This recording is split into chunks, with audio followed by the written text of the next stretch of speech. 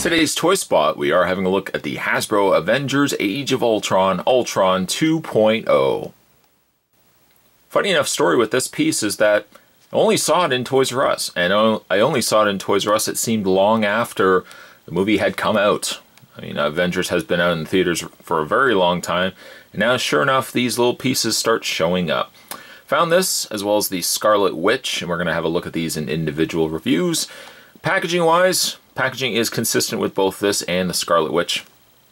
We got the Avengers Age of Ultron down below, recommended for ages 4 and up. Looks like Ultron also comes with some sort of energy blast. Spin around the back of the package. A brief read-up says, obsessed with the mechanical perfection, nothing will stop Ultron from controlling the world. You can check out more from the folks over at Hasbro at www.hasbro.com. Spot's going to take a break. I'm going to get this opened up, and when we come back, we're going to get a better look at the Avengers Age of Ultron, Ultron 2.0. There's more heading your way, guys. Don't go anywhere. Stay tuned. Okay, so let's have a look at Ultron. First things first, let's have a look at the accessory that comes included with him. It comes with this. It's just kind of a fiery blast attack. It's very rubbery. In fact, the texture of it feels like red licorice.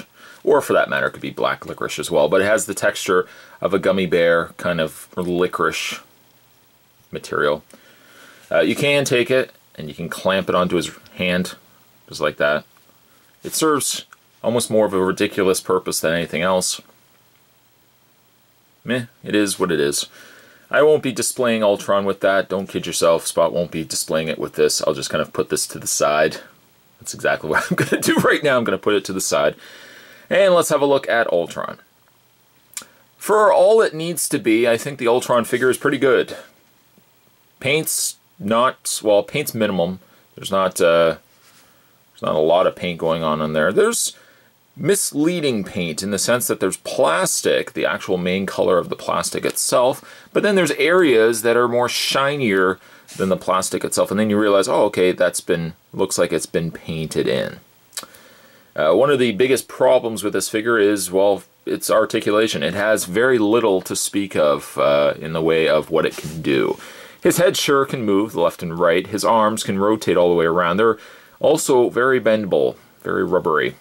And legs also hinge back and forth. That's it. That's all it can do. Wish it could have actually posed a little bit better. You could have actually done a little bit more to it. I don't really understand the recent trend in toy producing. I really don't know where Hasbro stands when it comes to their movie property figures. It seemed like it was doing so well with the Iron Man 2. I think Iron Man 3 had its fair share. Mostly Iron Man 1 and Iron Man 2 had solid 3 3/4 inch figures. Captain America, for that matter, also had pretty good figures too. And then after that, they just tanked it. They gave us really small, if you remember the Guardians of the Galaxy figures, then they released Avenger figures that were also very small. The Hulkbuster was cool, but they were very small, insignificant figures. And then these figures come along, and it's like they don't even quite fit in with the other figures that we've seen. I've seen Ultron, I've seen Scarlet Witch, which I ultimately picked up. And then I also found an Iron Man that was a white and blue coloring. Never ended up picking him up, but I just don't understand the recent trend. Why is it so hard just to get a Marvel Universe or Marvel Infinite Series versions of these figures? Instead, Hasbro wastes money on plastic to produce such a small, insignificant piece that guaranteed, next year, maybe even the year after that, toy stores are still going to be carrying these figures and no one's going to be buying them. My logic, I guess, in all of it, is if you're going to release figures, you're going to come out with figures based on a movie, why not spend a little bit more and give us something that's articulated, something that you can actually do something with. I like the Ultron, but like, why couldn't we have gotten figures like this scale? Why did we have to wait till the end to only get 2 or 3 different figures, above and beyond the little kid toys that we've seen? I like Ultron here. His face is also pretty solid. And far be it for this to turn into a rant at all, but everything about the figure is good. I just wish he had maybe a little bit more paint, and he was a little more posable. Above and beyond that, it's a great figure, but Hasbro, what are you doing? What are you doing? Call me. I mean, we can sit down, we can have lunch, we can talk about this. I just don't get why why waste money? And they could say, well, it's cost-saving measures. We want to release something that if the toy line doesn't sell, we haven't put a lot of effort into it. But my logic is, why don't you just release better figures and more likely to sell? You could use the argument, well, Iron Man, the Iron Man 2 figure sat on shelves for a long time. Well, the problem is you also saturate the market a lot with those toys, but people just after a while weren't buying them.